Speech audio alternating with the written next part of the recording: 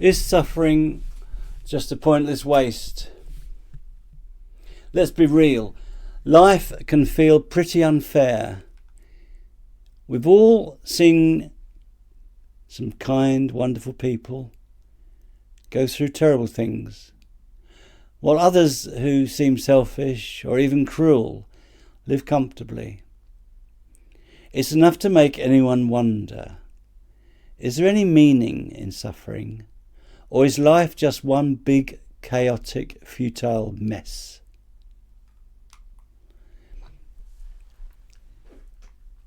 Now, the life is pointless is a mindset.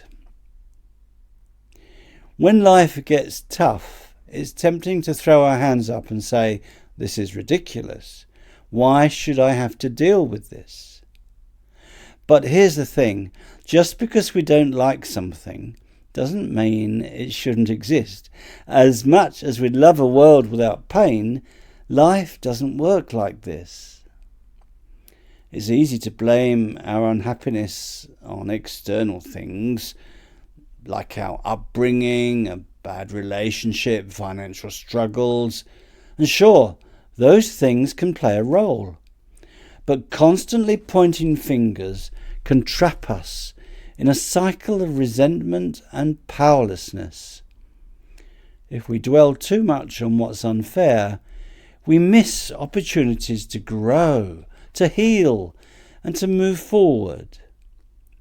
Now, I would suggest that without knowing hardship, we would not truly appreciate happiness.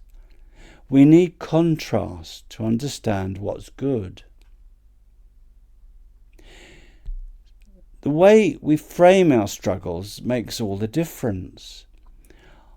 Are we stuck, reliving past hurts? Are we relieved that we survived? Difficult experiences can teach us resilience. They can push us to make changes, take risks, and discover strength we did not know we had. As the Buddha, via Thich Nhat Hanh, put it, almost all painful feelings have their source in an incorrect way of looking at reality. And I would suggest that John Milton nailed it in his Paradise Lost. The mind is its own place, and in itself can make a heaven or hell. Finding meaning in tough times is not easy. And believe it or not, some people actually seek out discomfort, like cold showers or minimalist lifestyles. They want to build discipline and remind themselves that material comfort isn't everything. And Viktor Frankl was a Holocaust survivor and a psychiatrist, and he wrote about ex-Vietnam prisoners of war. Many endured starvation and disease and solitary confinement, yet later described their suffering as meaningful.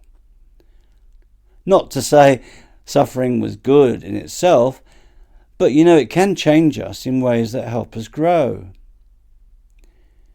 Even losing material possessions in a disaster can shift our perspective.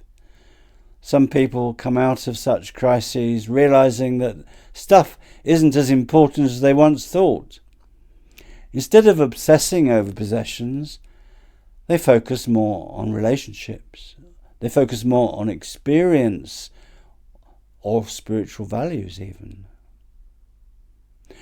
Okay, you say, well, surely physical pain is futile. Is that not a waste of time? Here again, I would say pain can be a teacher. A toothache reminds us to take better care of our teeth. A pulled muscle shows us to slow down and listen to our bodies. Even an illness can be a wake-up call to make healthier lifestyle choices. Now, I learned this the hard way once when my inflamed tendon made chopping wood impossible. My wife kindly pointed out that I needed to pace myself. And guess what? She was right. Without pain, we wouldn't know when we were in danger. Imagine if we couldn't feel burns or cuts, our bodies would be in serious trouble. Another point arises: if nobody ever suffered, would we ever understand what compassion needs to be? Helen Keller, who was blind and deaf from infancy, put it beautifully. The world is full of suffering. It is also full of overcoming it. When we help others in their struggles, we create meaning. Suffering gives us a reason to be kind. And we can learn even from the dark side of suffering. Because suffering isn't about learning patience or resilience. It's about seeing where selfishness leads. Take the real-life case of Mary Ann Cotton, a 19th century serial killer who poisoned her several husbands and children, all for the sake of money. She justified her actions, saying, "Mistakes get made and you're too far in to get out." So let her selfishness consume her? And innocent people pay the price? Well, yes, that's what happened. Spiritual thinker Emanuel Swedenborg suggested that if we didn't see the harm selfishness causes, we would not know to resist selfishness. And he compared unchecked evil to cancer. It spreads and destroys unless we confront it.